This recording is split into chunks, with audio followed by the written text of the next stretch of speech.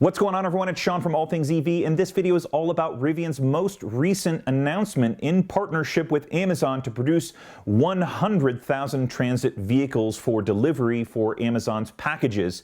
This is a pretty big deal on a number of levels. In this video, I want to address why this creates a new problem for Rivian. This announcement is pretty significant on a couple of levels. Number one, this is another nod by Amazon that Rivian has the technology to produce a viable electric vehicle. And in this case, it's going to be transit vehicles to deliver their packages. Number two, I think this pushes Rivian from a niche automaker producing $100,000 plus SUVs in trucks to something that's a little bit more significant in terms of volume if Rivian produces not only their variants, Amazon's transit vehicles, and potentially licenses out technology to Ford and their pickup trucks and other vehicles.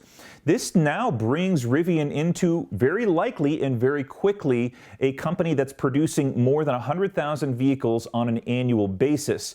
Though I don't believe that's going to happen in the next year or two, I think that they're very, very close to doing that within 5 years. We already know that in 2019 alone that Rivian has taken more than $1 billion in investments from companies like Amazon, Ford, and most recently Cox Automotive. So there's zero doubt on my end that Rivian has the cash on hand to be able to accelerate some of these vehicle projects that they're taking on from these various companies. The new concern that I have with all of these pending projects is, does Rivian have enough cell supply to support these 2170 cells going into their electric vehicle skateboard platform? When we take a look at the landscape of electric vehicles and the volume that these various automakers are producing, there's one thing that stands out to me. Number one, Tesla is far ahead in terms of volume in comparison to any other electric vehicles on the market right now. As I scroll through Inside EV's sales chart for 2019,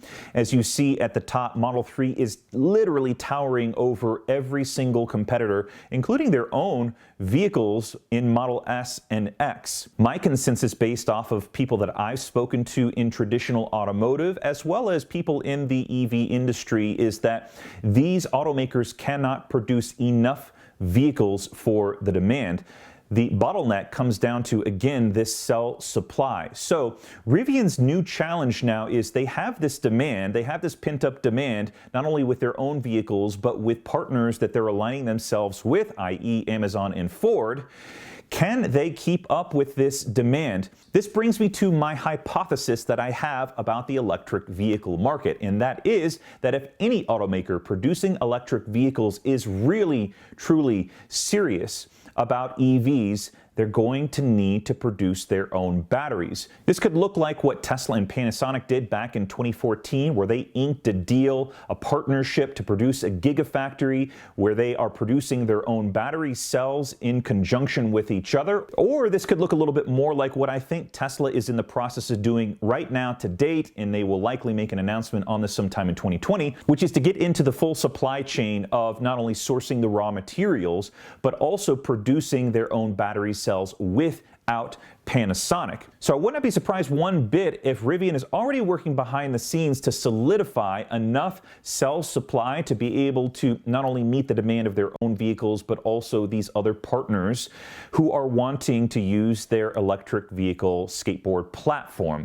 So what could this look like? Could this be a formal partnership between LG Chem, which has been long rumored, the cell supplier for Rivian, maybe creating some sort of gigafactory similar to what Tesla has done? Or is Rivian jittering all this investment money to go fully in and control the entire supply chain from raw materials to battery pack production? No one really knows what's going on behind the scenes with Rivian, but based off of my conversations with several handfuls of employees at Rivian, including the CEO, RJ Scaringe, I would not be shocked one bit if they're already thinking about how to control a little bit more of their destiny and not fall into the trap of some of these other automakers with producing electric vehicles. What are your thoughts? I'd love for you to sound off in the comments down below. Do you think that Rivian is working on controlling their own destiny, maybe creating a gigafactory similar to what Tesla has done, or perhaps that Rivian is already working on controlling that entire supply chain, owning raw materials materials to